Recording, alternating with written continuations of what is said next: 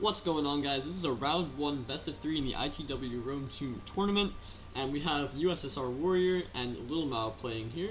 In this is game 1, and USSR Warrior is taking Boii and LILMAO is taking Getae. So let's get right into it.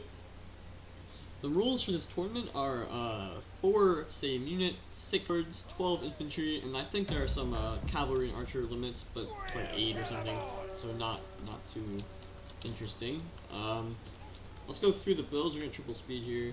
I can just double speed it here. We got 4 bow horsemen for Getae and 4 Dacian bowmen, so a lot of archers on the field.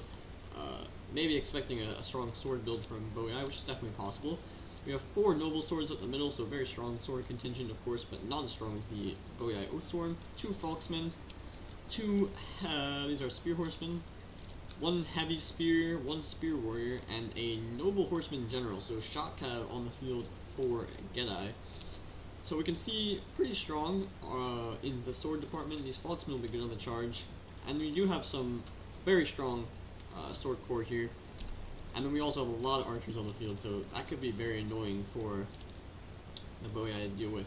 Now we can look at warriors build here. We have 4 heavy horse, 2 Oathsworn, 4 sword followers, 2 veteran spears, so some elite spears on the field, 4 Levy freemen here, and 3 Celtic bowmen, who are actually pretty much the same as these Dacian bowmen. So this is actually shaping up to be a really interesting battle, because it seems like both sides have actually gone to some lengths to actually counter each other's style. We see a lot of spears and 4 horse on the field for Boii, which is giving them an actual cavalry superiority over the Getae, and of course these heavy horse are quite good.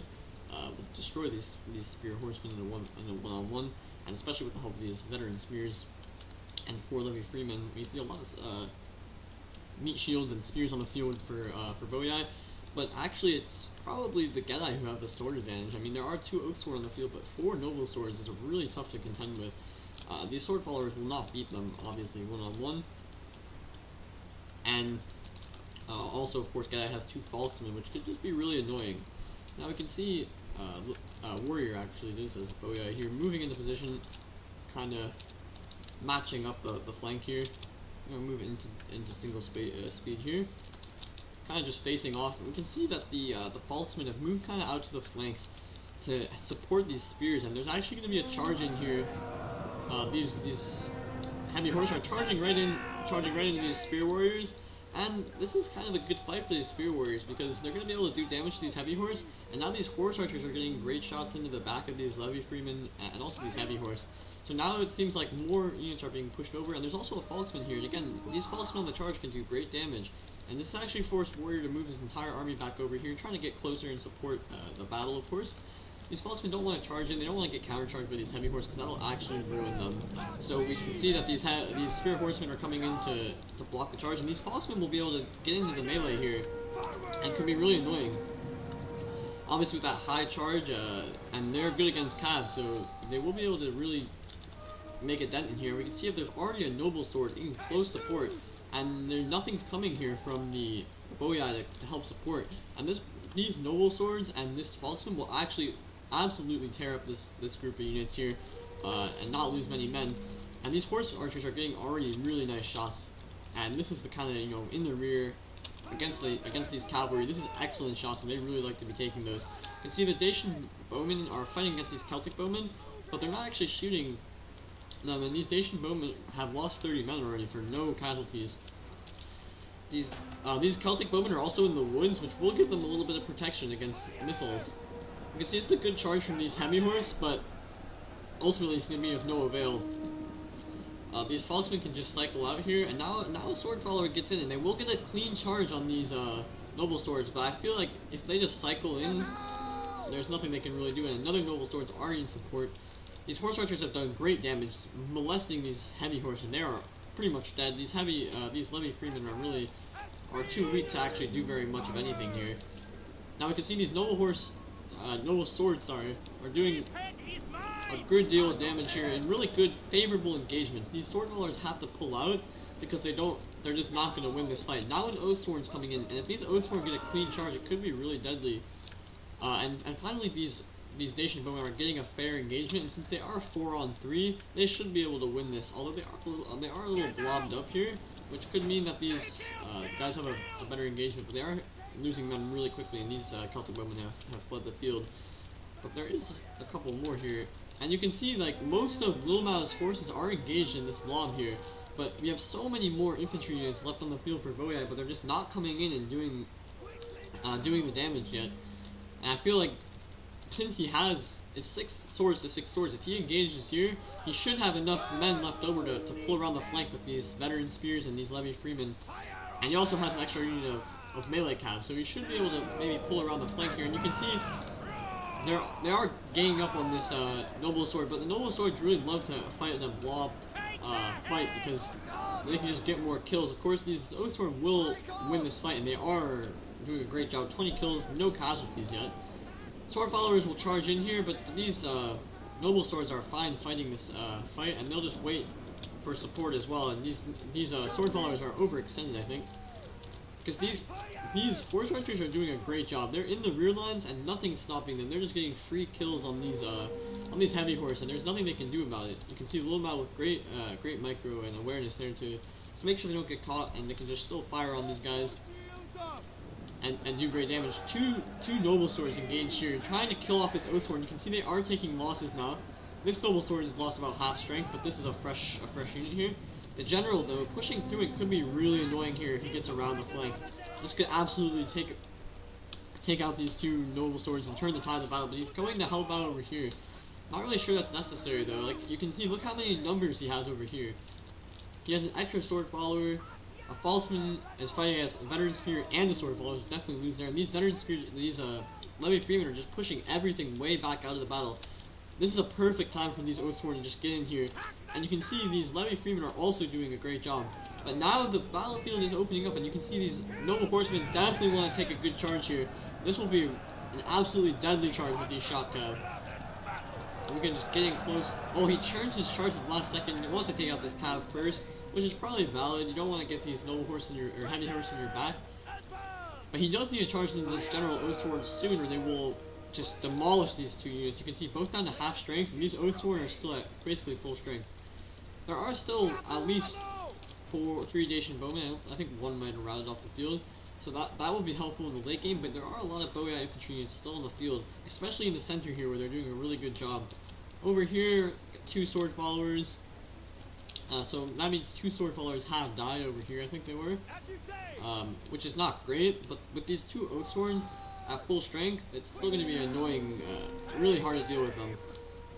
He definitely needs to move in his archers here and just focus fire the general here. That would be really deadly, because you have to consider also that the Getae horsemen have won the day. There's basically no Boii cav left on the field, and this means that these horse archers and this general's shot cav unit are going to be like roaming around the field, just picking targets at will and charging in, and they can be really devastating. Now the rest of the Boii infantry is coming into the fight, but there's a lot of units here.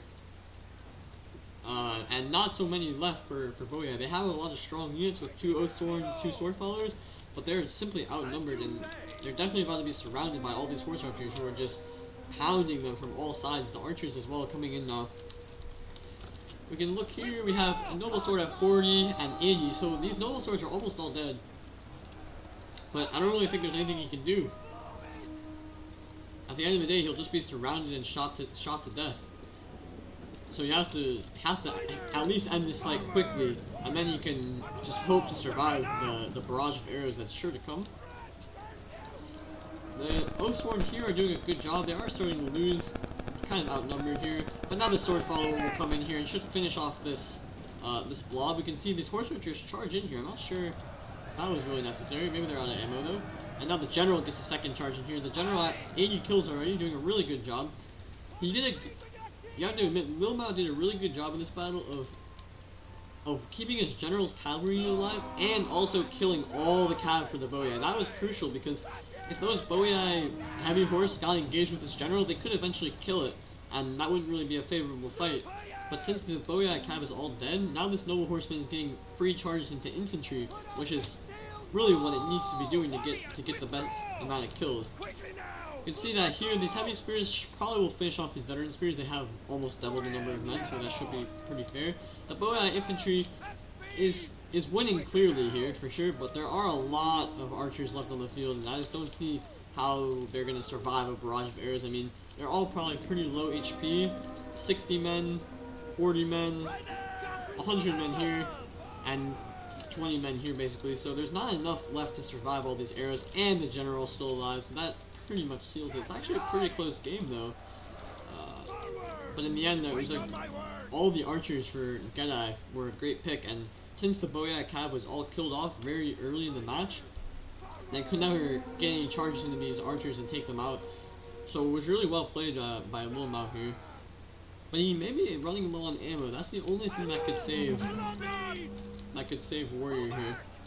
I can see ammo on at least most of these archers, but we don't know how much. These guys are actually out of ammo, so there's still a chance in this for Boii.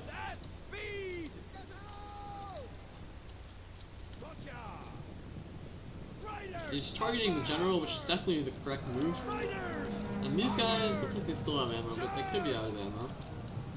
So, these horse archers are going to get a rear charge in here. Of course, they're not really going to do all that much, but the morale penalty might be enough to break these veteran spears. He should definitely disengage these guys. Now that these guys have gone into headhunt, they're not going to rout them once they go into their the next stage of headhunt. But you can see the morale is really low on these Boii units, especially if the general dies here. If the general dies here, they will be probably just close to routing, and then the combination of rear charges and fire arrows could be deadly. There was a great javelin volley from these sword followers. Took out about 10 men from this noble horse, but still at half strength it will be deadly, because all these guys are so tired. They'll be engaged frontally, and there won't be much they can do. Now a double charge coming in here probably will break these guys. They're going to get charged from the back there. The Oathsword general did rout. The general did not die, but that's still not going to be great. They're going to see their men routing, and now just three men left. And the arrow fire should be enough, especially with this hammer and anvil they can create here. I mean, he's going to have a hard time getting in the back. He's bringing his noble horsemen around though. These horse archers have actually done pretty well in the charge, surprisingly. I mean, now they're starting to lose these infantry in the long term. I think he thought he would break this unit, but they actually survived and didn't break. Now he's going to charge in a new horse archer unit, fresh and full strength. They should be able to finish off this sword follower at just 12 men. There is this full strength sword follower here, but there are archers left on the field. At least one unit with ammo here. Just this ammo. Unit has ammo. But there's only 2 units left on the field, and with this shock cavalry, it should be enough. But again, it's still close, a full strength unit here. But you can see the morale is just so low, and if it's just this unit, there won't be enough. Another great javelin volley, killing off about 5 more men here. But if it's just one unit, I mean, they can just get surrounded and charged from all sides. And these heavy spears have done amazingly well. They haven't broken, and that allows them to be an anvil for the hammer of these noble horsemen. And alone, these sword followers should just break and flee the battle here. And this was actually really close, because these archers had ran out of ammo just a few seconds earlier. There might have been enough sword followers and a few Oathsword mixed in to actually win this fight.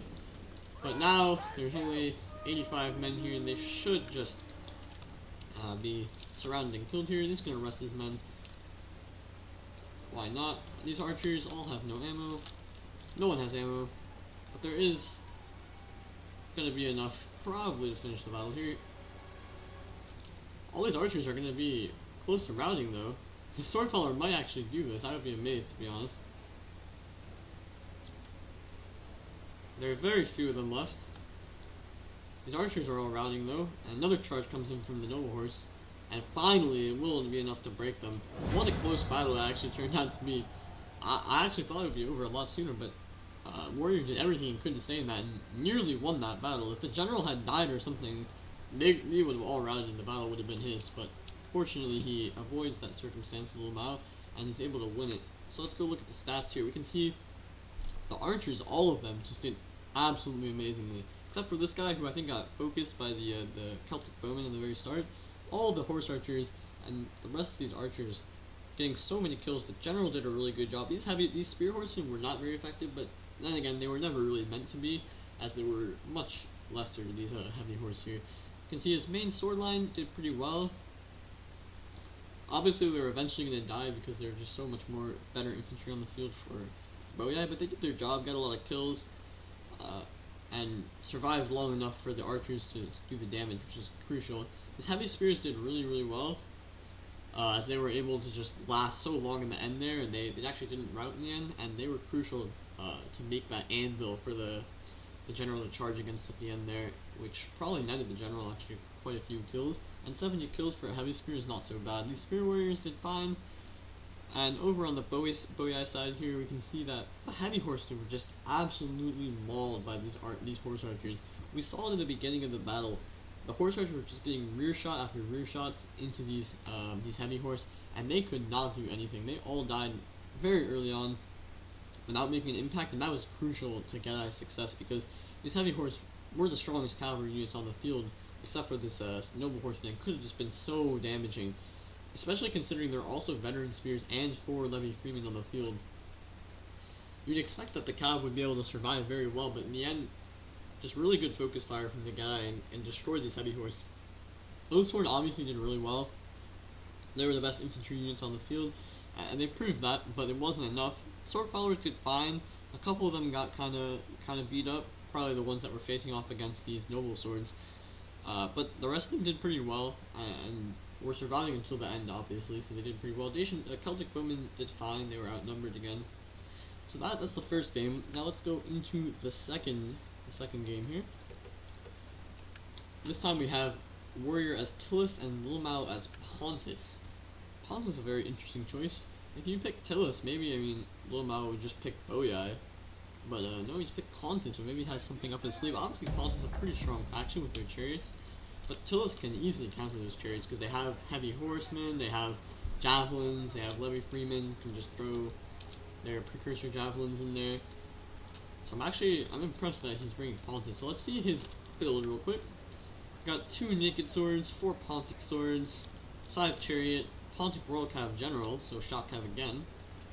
Again with probably just 3 horse archers this game, and then noble blood, 4 noble bloods, and also 3 eastern slingers. So again, going for a pretty skirmish heavy build, but again with the shock cav, very strong cavalry from Pontus in this game. 5 really strong cav, and obviously Tylis doesn't have any actual cavalry unless they want to go for noble horse, so you probably won't see more than 1 or 2. And then the 5 chariot, of course, which can just maul that infantry if allowed to, but they are easily stopped if countered correctly. So now for Tylis, 4 raiding horsemen. Obviously these job cav are just top quality, great in melee as well. They'll be a really, really pesky, and they will be able to kind of push back these horse archers because the javelins are so deadly. Now for the main line, we have 1 noble horse only, so the only melee cav on the field for Tylis, and that's going to be a real problem because there's so much melee cav on the field for Pontus that they're going to be able to just flank around and get rear charges in. It's going to be really hard to stop it. Now we also see, looks like 4 levy freemen and 1 spear warrior here, so a lot of spears, which is going to be necessary again to stop that Pontic cavalry advantage. And then obviously you're going to have a very strong sword line as we are playing Tylis here, so we have Oathsworn, and 3 tribals. So 3 tribals and 3 Oathsworn. This is a very strong infantry line, there's nothing to say about it. Obviously going to destroy these Pontic swords. Pontic swords will just get molested here, and these naked warriors will be good on the charge, but these guys have such high defense and are such strong units that the naked swords, naked warriors won't be that effective, really. We also see here 3 Celtic slingers as well, so they'll be able to put up a fight against these eastern slingers, but not a very strong one. We can see a kind of skirmishy fight going off on the flanks here. These horse archers are trying to get some shots off on these raiding horsemen, and they've done a good job so far.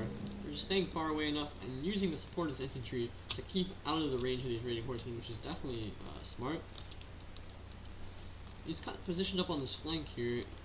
I'm not really sure why exactly yet. I don't really think he can. I don't know if he's planning to go up on this hill maybe for a hill advantage, but as of now he hasn't. It's going to be really hard for Tylis in this game. I'm just saying that out now because the cav advantage is just so heavily in favor of Pontus with all these skirmish cav, with all these melee cav, and the chariots, that basically Pontus can pick and choose when they want to engage, and they'll only engage when they know that these chariots can get in and do a lot of damage, when these cabs can get rear charges, and when these horse archers are going to be in a good position to kill off some of these swords here. And even if the swords do win, I think we'll end up seeing a situation kind of similar to last game, where the swords will be alive for Tylis, but the skirmish power will be so strong for Pontus that there's really nothing that the Tylis forces will be able to do. I mean, 4 Eastern Slingers and 3 Horse Archers is so much missile power that they can probably, especially with also the Cav forces, which there's really nothing that can kill these constant cavalry unless they engage with the spears. And there's also this, of course, this one noble horse, but that shouldn't be very hard to avoid. Now, all this Cav and all these archers will be just very, very deadly. He needs to make sure, Warrior needs to make sure that these raiding horse live to the end of the battle, so they can really help engage in the Cav fight. Now, of course, we can see Warrior just trying to push forward, trying to get an engagement here, but no such luck. And we can see actually these tribal warriors have lost 20 men to the focus fire here. And this is prodding the noble horse forward. I'm not sure why these raiding horse aren't going to come in and support that fight, and these spearmen should probably be on the front lines trying to absorb that fire, and instead of letting these tribals take it, because they're taking a lot of damage. Even with their 95 armor and 60 health, they're still taking a lot of damage because the fire is so focused. There's actually some Eastern archers here, so maybe I got that wrong. There's 3 Eastern Slingers and 1 Eastern Archer. Actually, not 4 Eastern Slingers there. But still, the fact remains, a lot of focus fire, and we can just see this focus fire is so deadly. These tribals are getting shot from the flank, so they're not really going to have the best protection against these missiles, and he can't really push forward just because there's nowhere to push to. Of course, Pontus will just keep falling back, and there's no cavalry to really punish Pontus from doing so. So Tylis is in a tough spot here for sure. He also hasn't brought forth his Celtic slingers. I mean, I would expect him maybe to just try to focus down these guys, but now these tribals are just taking so much fire, down to half strength before they've even killed a single man, before they've even gotten into conflict. So this is really looking good for Pontus, and there's nothing really Warrior can do. He's trying to push forward, but again, I'm not sure why he hasn't decided to focus fire here.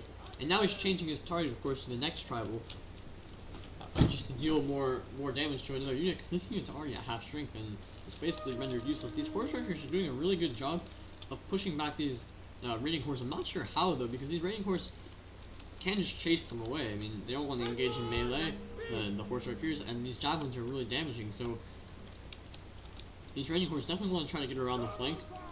Now this noble horse is coming in for a charge here, and just get javelin here. This is not good. He's obviously trying to engage so he can bring up his infantry, but Pontus is really doing a great job kiting. He's also got this hill advantage back here, which should just be really helpful in order to, you know, make his fights more favorable and make it really difficult for the Celtic units to chase here, the Tylis units to chase. We can see these raiding horsemen are getting around the flank of these horse archers. I mean, LILMAO is just not microing them currently, but he doesn't really mind. As long as they don't get charged, they'll just get free shots into here. Now he realizes, and he will avoid getting shot, so he's done a really good job with these horse archers. Now these getting some good fights in here, because these naked swords are going to die to these tribals, but downhill charges for them are going to get a lot of kills, and these spear warriors are dead. Meanwhile, he has chased down some of these Eastern Slingers, and that's good damage, but the infantry support is not really close enough, and now his one cavalry unit's already taken a lot of losses. These raiding horsemen are finally going to catch these guys, which is really good for Tylis. This is necessary, because if these guys die, I mean, that's a lot of the firepower gone for Tylis here, or for Pontus actually. And these raiding horsemen will be left on the field, and they can deal a lot of damage. Now, a noble blood cav will come in to help end this fight, but these raiding horsemen will be fine as long as they can just pull away. And these tribal warriors are chasing these naked swords through these Pontic swordsmen, which is not good. And now the chariot finds a good timing to push in here, but he decides against it, and now he's going to get javelin in the back. He can't really pull out with the chariots. You just need a unit to get in there and block their javelins. Now he's lost 2 chariots, and the side chariots are so kind of like finicky, and their morale is so low that they will kind of not like that very much. It makes them a lot weaker, and obviously 2 chariots down. It was obviously going to be a risk charging in there because they weren't going to be able to get their javelins off, and these noble horse were in close support, although they are at half strength now. So these raiding horsemen have done okay, They did lose one raiding horse to this noble blood cav, but at least for Tylis, he has to be happy that at least his infantry is engaging. They're killing off the Pontic units, and that's quite good. And now these raiding horsemen do a great job here, getting there and do a lot of damage. And they're going to kill off some of these slingers, which is definitely necessary. He needs to avoid these chariots, because these chariots are going to get shot in the back from these raiding horses, ideally. Or at least that was what the plan should be. Now these slingers are going to focus these chariots down. These chariots will probably finish this fight off, but there's not really any infantry here to kill. The chariots should survive, but now he changed his target, and now they're going to get focused by these slingers. So these Celtic slingers coming into the fray. And Tylis has actually done a good job of compensating for his weaknesses. He was able to engage, albeit uphill, but his infantry was so superior that it was never really going to be a problem. The real issue for Pontus, for Tylis now, is that these Pontic cavalry are in the backlines, and nothing can really stop them. Chariots finally doing a little bit of damage here, but they are going to get focused down. Only 3 left. They should rout here. With only 36 kills, that's not really enough, and that's a disappointing display from them. But with so many javelins on the field, it was kind of going to be hard. He kind of used them maybe too early. Like, I wouldn't have seen a world in which if he saves them to the end of the game, there's basically nothing that, Tylis can do to stop them if he saves them to the end of the game, because nothing can chase them down. He has all the cavalry in the world. Does Pontus, so that could have been interesting, but they do some damage here. 108 kills in the end is not so bad. They will run off the field probably here, though. I can't imagine they'll survive for much longer. They are wavering. And now that the Tylis infantry is going to go to town on these Pontic swords here, but I don't know how much of them will be left. We're definitely looking at a situation that's extremely similar to last game, where the infantry is on the field for Warrior, but the archers and cavalry is left on the field for LILMAO, and that didn't go so well for Warrior last time. I don't expect any different here, especially with slingers on the field, because slingers have so much ammo that they can just sit there and fire for all day long. And there's so much more cavalry on the field for Pontus than last game. Remember, last game it was just 1 unit of shot cav. Now we have all 4 Pontic Noble Blood cav on the field, and the Pontic Royal Cavalry as well, which is at full strength. And there's only a few units of Oathsworn and Tribals left here. We can see Oathsworn, Tribal, Oathsworn, Oathsworn. So 3 Oathsworn and 1 Tribal left on the field, and a couple of spears.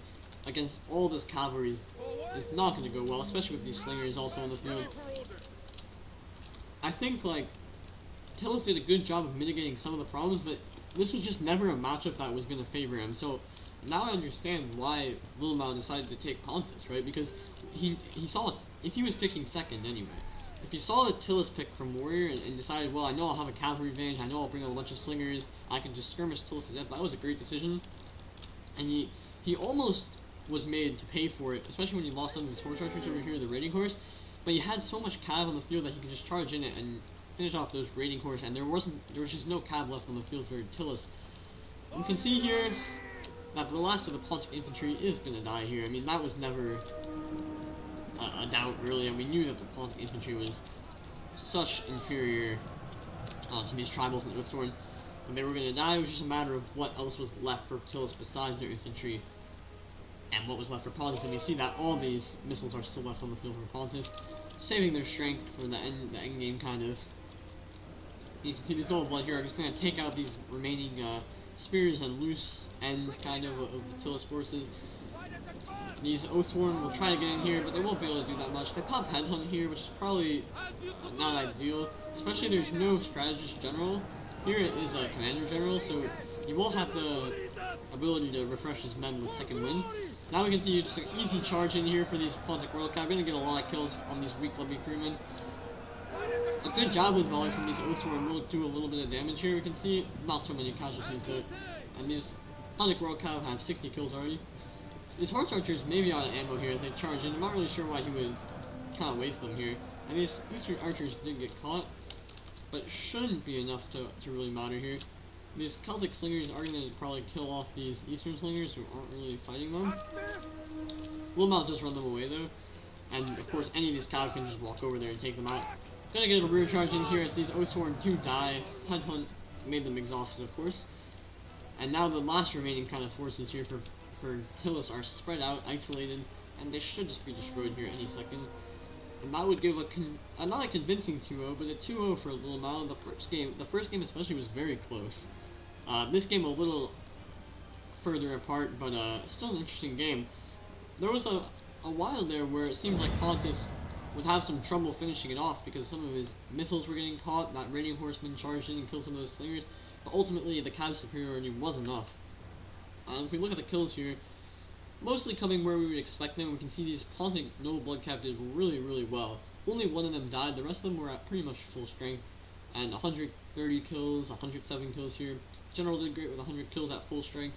Force Archers kind of didn't do as well as last game, because they did get caught, but still 80 kills, 60 kills, that's respectable, and these Slingers did fine. I mean, 70, 60 kills here, 79 kills on the Archers, and obviously these Slingers were still alive and kicking at the end with ammo left to shoot, so they were still a big threat. Naked Swords and Pontic Swordsmen didn't do that well. 159 kills on this Pontic Sword is impressive though, although probably not on the strongest units.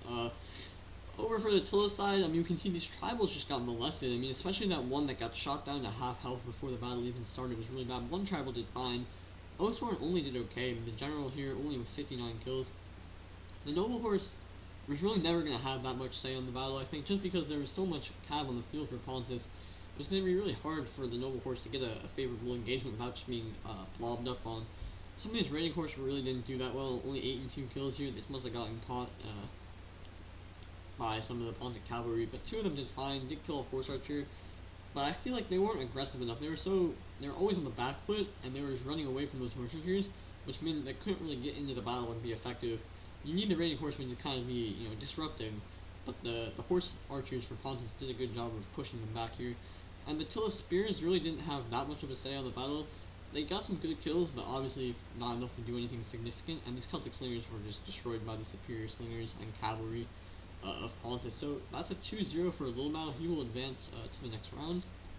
Well played from Warrior, though. I think a couple of those, especially the first game, was really close, and it honestly could have turned in his favor if the slightest bad luck had happened for LILMAO. But it didn't, and LILMAO advances, so thanks for watching, guys. See you next time.